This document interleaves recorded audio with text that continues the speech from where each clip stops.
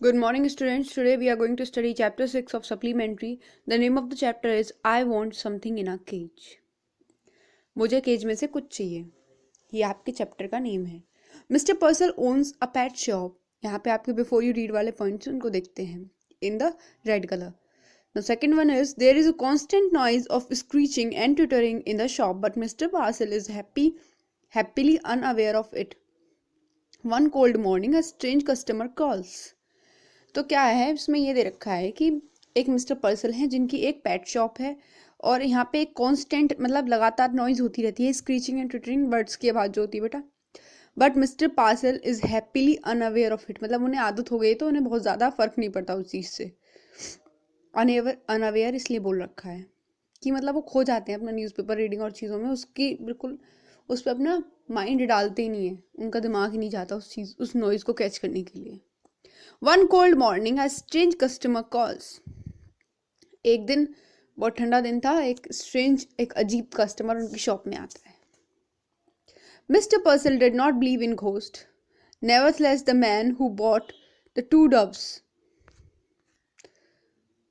and his stranger act immediately thereafter. जो mister पर्सल हैं वो घोस्ट में बिलीव नहीं करते हैं, ठीक है.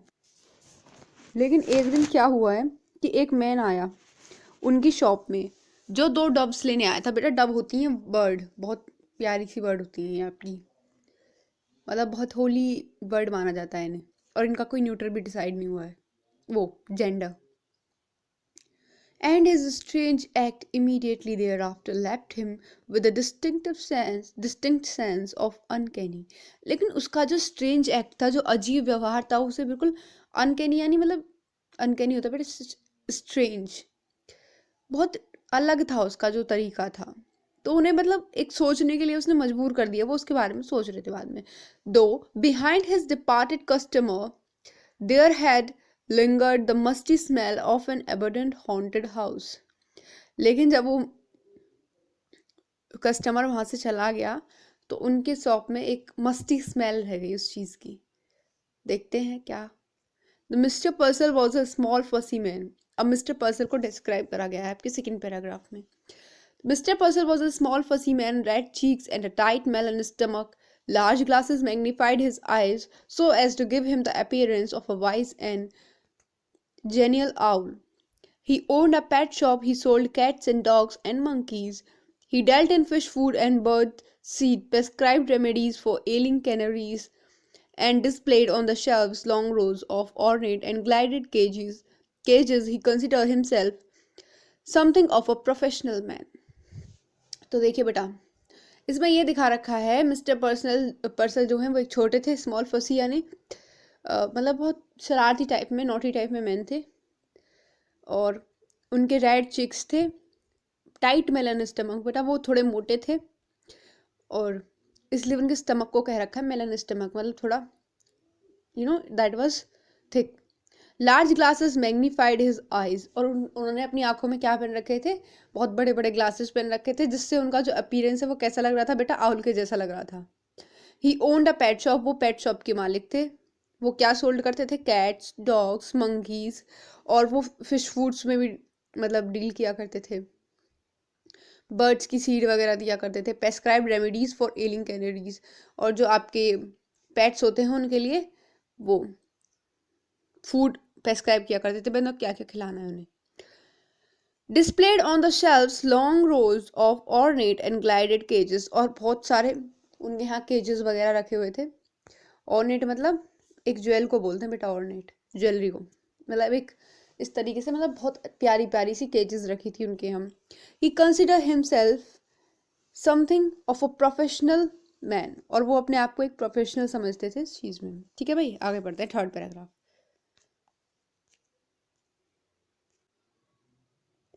A constant stir of a movement pervaded his shop, whispered twitters, sly rustling squeals, cheeps, and sudden squeaks.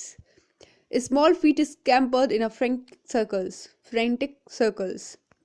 तो बेटा इसमें ये दे रखा है, ये कांस्टेंट स्टर यानी एक स्टर होता है आपका हलचल. Pervaded his shop whisper twitters, sly rustling. तो बेटा एक मतलब उनके होती रहती थी, उनकी शॉप में एक हलचल होती रहती थी और हमेशा ट्विटर्स मतलब जो उनकी आवाज़ है ट्वीट वाली जो वर्ड्स की साउंड होती है वो वाली आती रहती थी। स्लाई रशलिंग मतलब नोटी हलचल सरसराहट इधर से उधर।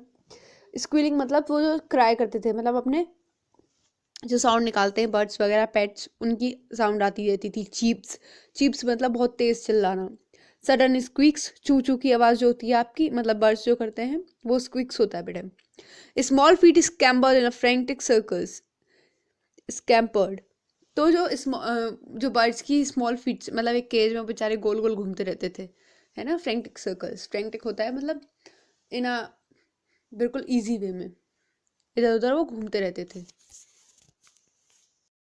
Frightened believer blindly seeking across the shelves purged this endless flicker of life, but customers who came in said, "Aren't they cute? Look at that little cage."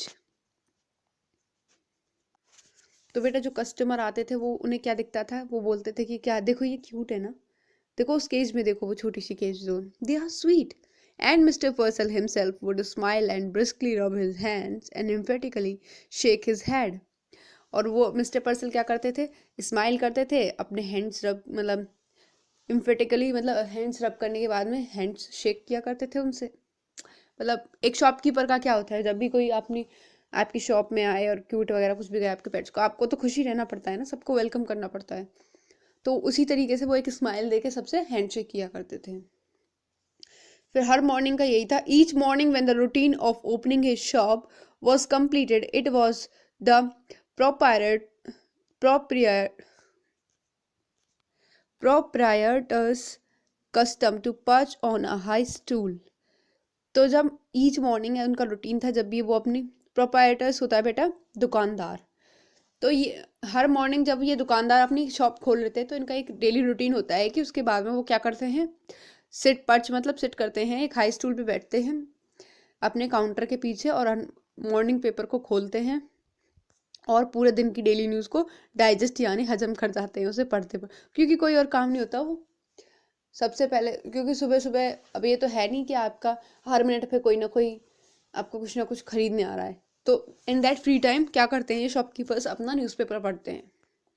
As he read he would smirk, frown, reflective purse his lips. तो बोलते हैं कि जब वो newspaper पढ़ते थे तो कभी कभी वो बनावटी स्माइल भी देते थे, फ्रॉन मतलब अनप्लीजिंग सा अपना आई का रिएक्शन देते थे, और अपने लिप्स को भी पर्स मतलब ऐसे अंदर करना उसको बोलते हैं purse lips. Knowingly lift his eyebrows, कभी कभी अपनी आईब्रोज भी उठाया करते थे, मतलब जैसी भी न्यूज़ होती थी उस तरीके के से वो रिएक्शन देते थे। नोड हिज ग्रेव एग्रीमेंट, कभी कभी वो अपना सिर हिलाया करते थे, एग्रीमेंट हाँ हाँ ऐसे ही है। He read everything, even advice to Lovelorn and the detailed columns of the advertisement। वो सब कुछ पढ़ा करते थे, even the advice to Lovelorn मतलब जो अकेले लोनली इंसान होते हैं उनके लिए जो एडवाइस दिए जाते थे उन्हें भी पढ़ते थे, to the detail column of agreement advertisements, और वो एडवर्टाइजमेंट के भी पूरे डिटेल में पढ़ते थे उन चीज़ों को। It was a rough day, a strong wind blew against the high plate glass window।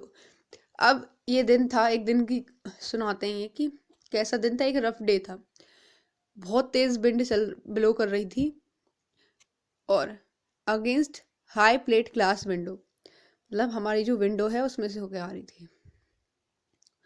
Smoke filmed the विंट्री city and, और पूरे सिटी में क्या था, स्मोक हो रहा था, धुंध हो रहा था। The air was grey with a thick Frost, Frost बेटा वो होता है कि जो आपको वो बर्फ नहीं पड़ती उसको बोलते हैं फ्रॉस्ट। किसको बोलते हैं, जो बर्फ पड़ती है उसको बोलते हैं फ्रॉस्ट। तो जो पूरा ग्रे ग्रे हो रखा था कोहरे से और मोटी मोटी, थिक मतलब बेटा थोड़ी बड़ी साइज में आपकी बर्फ पड़ रही थी। Having completed his usual task mister पर्सल again mounted the high stool and unfold his morning newspaper. तो बेटा वो उनका वही शॉप खोलने के बाद में अपनी सफाई वफाई जो भी करते हैं वो, उसके बाद में वो क्या करें, अपने स्टूल में बैठ जाते थे और न्यूज़पेपर खोल के बैठ गए। He adjusted his glasses and glanced at the day's headline। मतलब अपना चश्मा थोड़ा ठीक करते हैं, एडजस्ट करते हैं और अपना पूरे दिन की हेडलाइंस को पढ़ने लग जाते हैं। Chirpings and squeezing and mewing vibrated all around him। Mr. Purcell heard it no more than he would have heard the monotonous ticking of a familiar clock. तो बोलते हैं कि जब वो न्यूज़पेपर पढ़ रहे हैं वो चिपिंग और स्क्वीजिंग की साउंड और म्यूइंग जो म्यूइंग जो कैट साउंड होती है ना बेटा, म्यू म्यू की, वो वाली भी आ रही होती है। लेकिन yet Mister Purcell had it no more, लेकिन उन्हें वो सुनाई नहीं आती थी क्योंकि उनका ध्यान उन चीज़ों की तरफ जाता ही नहीं था। बस एक मोनोटोनस साउंड उन्हें सुनाई आती थी, हमेशा सुनाई देने वाली जो साउंड थी वो थी किसकी? Ticking of a clock, clock में जो टिक टिक होती है, ठीक है। There was a bell over the door that jingled whenever customer entered. उनकी डोर पे एक बेल लगी हुई थी, वो हमेशा रिंग करती थी जब भी कोई कस्टमर अंदर आता था। This morning however for the first time mister Purcell could recall it failed to ring. लेकिन आज पहली बार ऐसा हुआ था कि वो मिस्टर पर्सल को कोई बेल रिंग करती हुई, बेल की रिंगिंग साउंड सुनाई नहीं आई। Simply he glanced up and there was a stranger and standing just inside the door, as if he materialized out of thin air. तो बोलते हैं कि एक ग्लांस में उन्होंने देखा कि एक स्ट्रेंजर यानी अजनबी अंदर की तरफ खड़ा है, आप डोर के साइड में, मतलब डोर के अंदर की साइड, और ऐसा लगो मानो कि वो हवा से एकदम उतर के आया हो, मतलब क्योंकि उन्हें साउंड सुनाई नहीं आई ना डोर वाली, इसलिए। The shopkeeper slid off his stool, and from the first instant he knew instinctively, unreasonably, that the man hated him. Shopkeeper जो है अपना स्टूल, वो मिस्टर पर्सल जो है अपना स्टूल हटा देते हैं, मतलब वहाँ से खड़े हो जाते हैं, जैसे कि कोई भी दुकानदार करता है उसको अटेंशन देने के लिए। और पहले इंस्टेंट में, पहली बार में उन्हें ऐसा लगता है कि जैसे ये वो जो स्ट्रेंजर जो खड़ा है इनकी दुकान पे आया है, वो बिना किसी रीजन के इनको हेट करता है, मिस्टर पर्सल को। But out of his habit he rubbed his hand basically together, smile and nodded. लेकिन जैसा कि उनकी हैबिट होती है शॉपकीपर्स की, वो बेचारे अपने हैंड्स रब करते हैं और क्या करते हैं, उनकी तरफ स्माइल करते हैं और सर झुकाते हैं, मतलब उनको वेलकम करते हैं। बोलते हैं good morning, he beamed, what can I do for you. बोलते हैं जैसे कोई भी आपकी शॉप पे आए तो आप उसको क्या बोलें, गुड मॉर्निंग मिस्टर, मैं आपकी क्या सेवा कर सकता हूँ। इस तरीके से उन्होंने भी इसको ग्रीट किया। तो इसके साथ हमारा पार्ट 1 खत्म होता है चैप्टर का। अब आप क्वेश्चन आंसर्स करेंगे।